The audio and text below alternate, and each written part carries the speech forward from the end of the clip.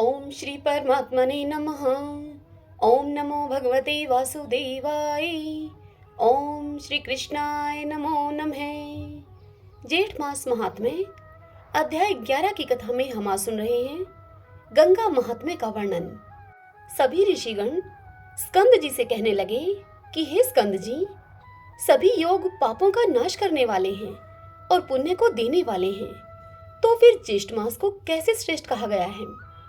विधि पूर्वक आप हमसे कहिए। यह सुनकर स्कंद जी ऋषियों से कहने लगे, हे ऋषियों, ज्येष्ठ मास शुक्ल पक्ष की हस्त नक्षत्र से युक्त दशमी तिथि के दिन लोक प्रसिद्ध गंगा जी स्वर्ग में से अवतीर्ण हुई थी पृथ्वी पर। राजा भगीरथ घोर तप करके पापनाशिनी गंगा जी को पृथ्वी पर लाए।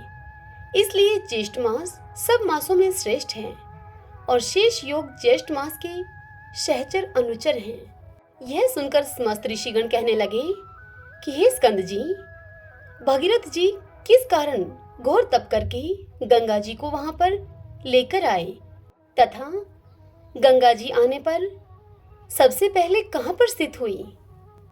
तब स्कंद जी कहने लगे कि हे ऋषियों, जब समस्त ब्रह्मांड का निर्माण करने के लिए विष्णु भगवान के नाभि कमल में से ब्रह्मा जी प्रकट हुए, तब उस समय ब्रह्मा जी एक हाथ में कमंडल और अपने दूसरे हाथ में वेदों को धारण किए हुए थे। तीनों लोगों को पाप रहित करने के लिए वहां का जो पवित्र जल था, वही जल पवित्र करने वाली विश्व जननी गंगा कही जाती है। वह गंगा जी ब्रह्मा जी के कमंडल से प्रकट होने वाली ब्रह्मा जी के साथ विष्णु भगवान के चरणों से प्रकट हुई। परंतु जब ब्रह्मा जी ने अपने कमंडल से गंगा जी को नहीं निकाला और बहुत अधिक वर्ष व्यतीत हो गए, तब किसी समय दैत्यों ने तीनों लोकों को जल से भर दिया। उस समय इंद्र आदि समस्त देवताओं ने मधुसूदन भगवान का पूजन किया। इस पूजन से प्रसन्न होकर भगवान ने कमंडल के जल से तीनों लोकों को स्थापित किया। इसके पश्चात विष्णु भगवान के चरण कमल से गंगा जी प्रवाहित होकर बह निकली। हे तपोधन, जब तक गंगा जी दृष्टिगोचर न हुई, इसके पूर्व भगवान शंकर ने अपनी जटा को सुदृढ़ बनाकर उसमें गंगा जी को धारण किया। गंगा जी का शिव जी के साथ योग होने से द्विज अर्थात पक्षी रूप हो गया। तब सब देवताओं ने वृषभध्वज अर्थात श्री शिव शंकर से प्रार्थना की। तब शिवजी भगवान ने अपनी जटा से गंगा जी को छोड़ दिया। उस समय प्रवाह रूप से जब गंगा जी गरजती हुई आकाश को चली, तब उनका स्वधनी स्वरगंगा और स्वर्गवाहिनी नाम पड़ा। उस समय राजा भागीरथ ने घोर तपस्या करके अपने पितरों की मुक्ति के लिए गंगा जी को पृथ्वी पर ले आए। वहां पर शेष आदि की स्तुति करने पर गंगा जी पाताल गुफा को चली गई। तदंतर उस पाताल लोक से गंगा जी राजा भगीरथ के द्वारा लाई गई, इसलिए उनका नाम भागीरथ ही पड़ गया। जब राजा जहन्नु ने गंगा जी का पान कर लिया और उसको दक्षिण कान से निकाल दिया, तब उसका जगती तल में पुरुषा जाह्नवी नाम पड़ा। यही गंगा तीनों लोकों में भ्रमण करती है और तीनों लोकों की रक्षा करती है, इसलिए गंगा जी का एक नाम त्रिपथा पड़ा। गंगा जी कमंडलू, समुद्रभूता, विष्णुपाद, सबूदवा, गंगा हर जटोद्भूता, स्वरधनी, लोक पावनी, भागीरथी, जाह्नवी, त्रिस्त्रोता, भीष्मशु, मंदाकिनी, भागवती, त्रिलोकवासिनी, इन 13 नामों से इस संसार में गंगा जी विख्यात हुई। जो भी मनुष्य इन 13 नामों का रात्रि तथा दिन में पाठ करते हैं, उनका वास भागीरथी गंगा नदी के तट पर होता है, इसमें कोई संशय नहीं है। जो मनुष्य नित्य स्नान के साथ इन नामों को पढ़ते हैं, उनको गंगा स्नान का फल प्राप्त होता है। जो भी मनुष्य इन नामों के पदों से नित्य नमस्कार करते हैं, वे सब पापों से मुक्त होकर अंत में शिवपुर कैलाश को जाते हैं। मृत्यु के समय निश्चल मन से भक्ति के योग से बंधन से मुक्त हो जाते हैं। वे लोग स्वर्गलोक को लांघते हुए ब्रह्म पद को प्राप्त होते हैं। जो भी मनुष्य अंत समय में इन नाम पदों से अभिमंत्रित करके जल को अपने शरीर पर सिंचन करते हैं, उनको पातकी होने पर भी यमराज के दूत नहीं छू पाते। आहो, गंगा के महात्म्य कहने में कौन समर्थ हो सकता है। हाँ, यदि आकाश के असंख्य मच्छर के समान अधिक संख्या में मुख हो तो वह मनुष्य गंगा महात्म्य कहने में समर्थ हो सकता है। इति श्री ज्येष्ठ मास महात्म्ये गंगा महात्म्य वर्णन 11 अध्याय संपूर्ण। ओम नमो भगवते वासुदेवाय। भगतजनों, इससे आगे की कथा कल हम अगले अध्याय में सुनेंगे। आइए अब हम श्री राम कथा का श्रवण करते हैं। सभी बोलिए श्री रामचंद्र भगवान की जय। ऋषि सूत जी से कहने लगे कि हे सूत जी, आपने पाप नाशक सेतु पर स्थित जिन 24 तीर्थों के हमें नाम बताए हैं, उनमें सबसे पहले तीर्थ का नाम चक्र तीर्थ कैसे हुआ। यह सुनकर श्री सूत जी ने ऋषियों से कहा कि हे विप्रवरों, 24 प्रधान तीर्थों में जो आदि तीर्थ बताया गया है वह सब लोकों में विख्यात है। उसकी चक्र तीर्थ के नाम से प्रसिद्धि क्यों हुई, यह बात बता रहा हूँ। ध्यान पूर्वक सुनिए। जो स्थान सेतु का मूल कहा गया है वही दर्भशयन तीर्थ है। वहीं पर महापातकों का नाश करने वाला चक्र तीर्थ है।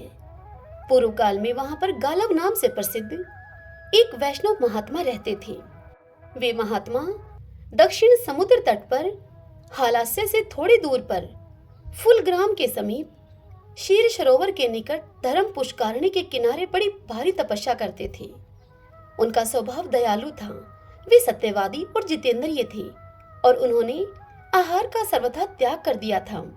वे सब प्राणियों को अपने ही समान देखते हुए विषय की स्पृहा से रहित, सब प्राणियों के हितैषी, मन को वश में रखने वाले तथा सब प्रकार के द्वंद्वों से दूर थे।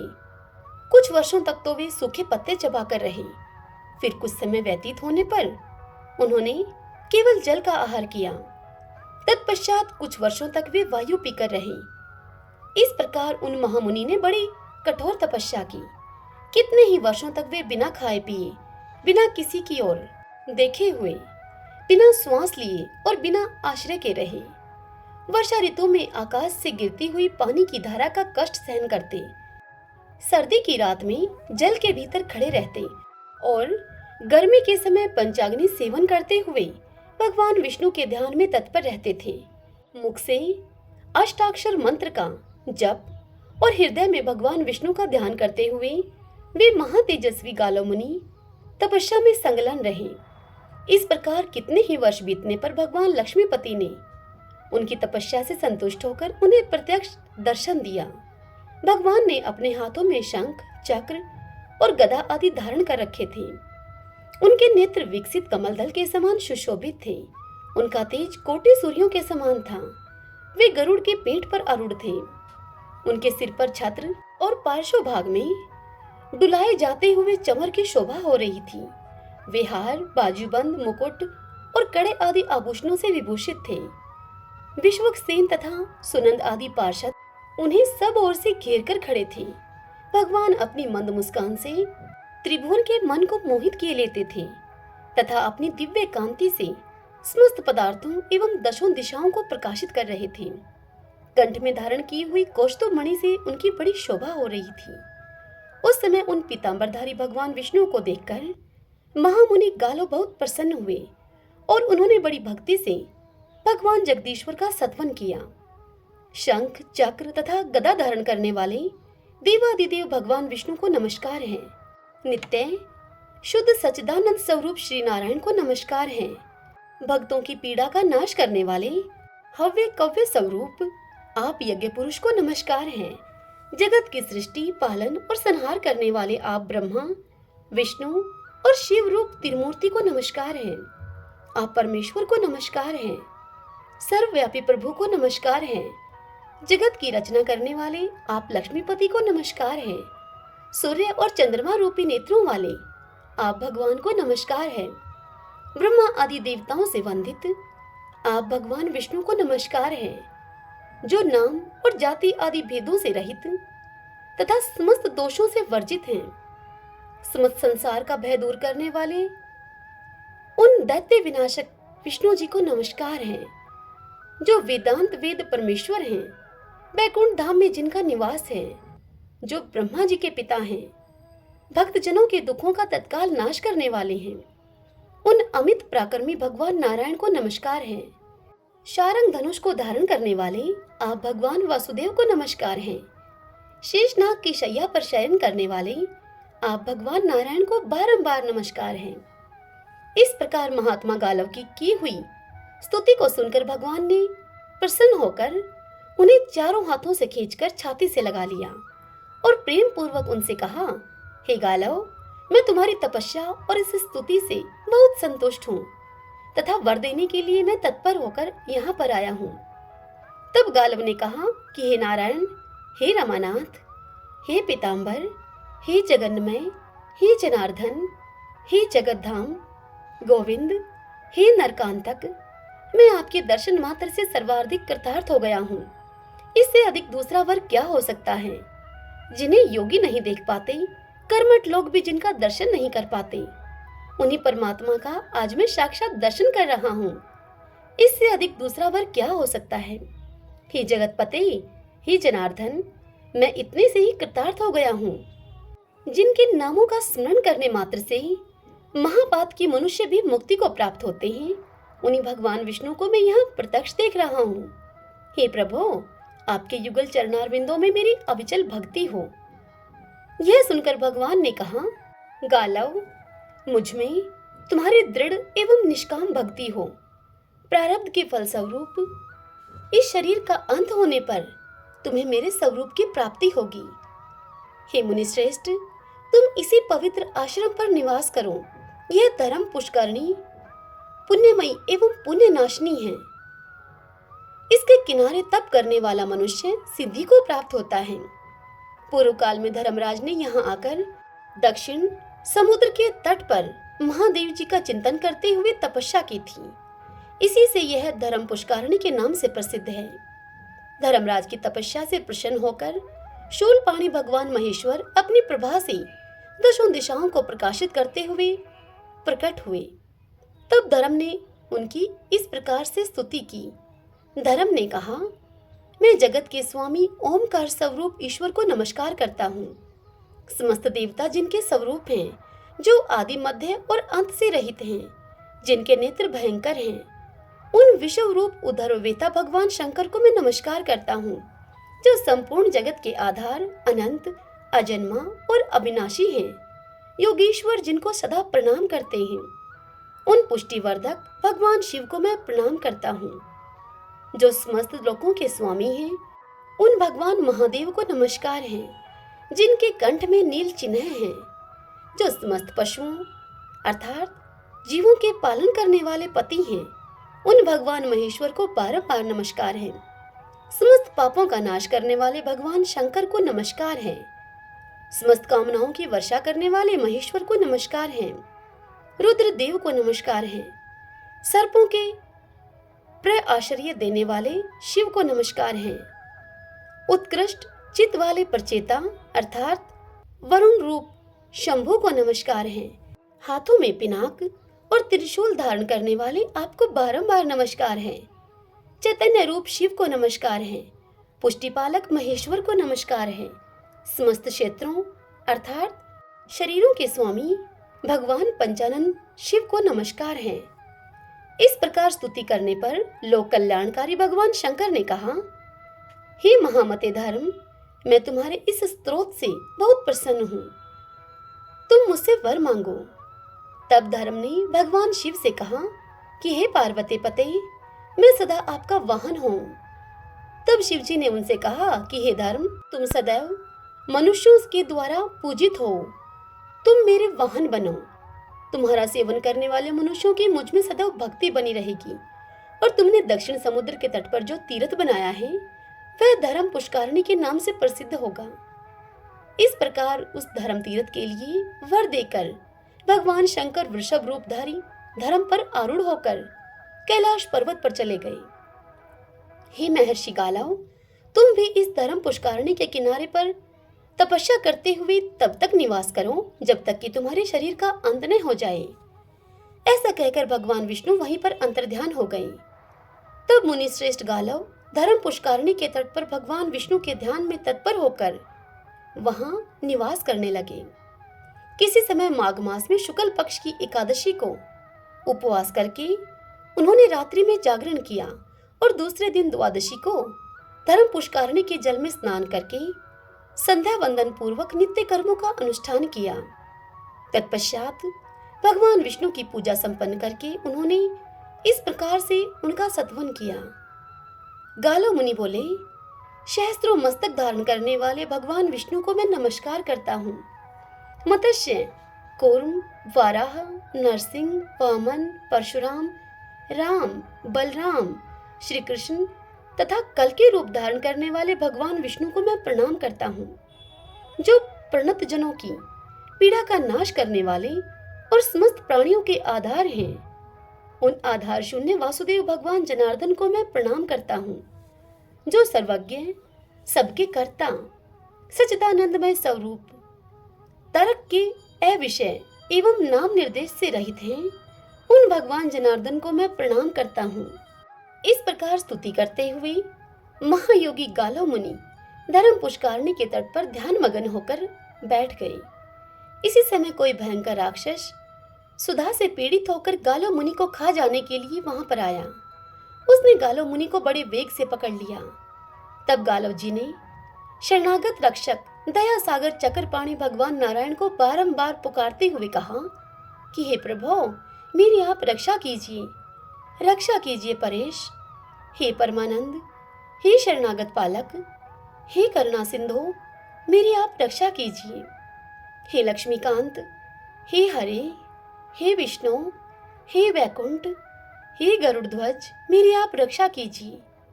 हे दामोदर, हे जगन्नाथ, हे हिरण्यकशिपु मर्दन, हे प्रहलाद की भांति आप मेरी रक्षा कीजिए। इस प्रकार स्तुति करते हुए अपने भक्त गालव मुनि के भय को जानकर चक्रपाणी भगवान विष्णु ने भगत की रक्षा करने के लिए अपने चक्र को प्रेरित किया। भगवान का भेजा हुआ वह चक्र धर्म पुष्करिणी के तट पर बड़े वेग से आया। सुदर्शन चक्र को आया हुआ देखकर राक्षस वहां से भागा, किंतु ज्वालामालाओं से मंडित उस चक्र ने भागते हुए राक्षस का मस्तक सहसा धड़ से अलग कर दिया। तब गालव जी ने सुदर्शन चक्र की इस प्रकार से स्तुति की। गालव जी बोले, संपूर्ण विश्व की रक्षा का व्रत लेने वाले हे चक्र, तुम्हें नमस्कार है। भगवान नारायण के कर कमलों को विभूषित करने वाले तुम सुदर्शन को नमस्कार है।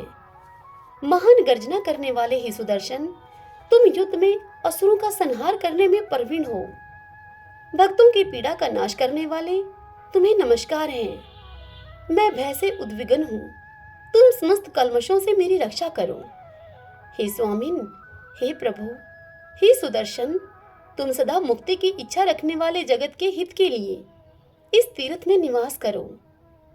महर्षि गालव के ऐसा कहने पर भगवान विष्णु के उस चक्र ने अपने सौहार्द से उन्हें प्रसन्न करते हुए इस प्रकार कहा।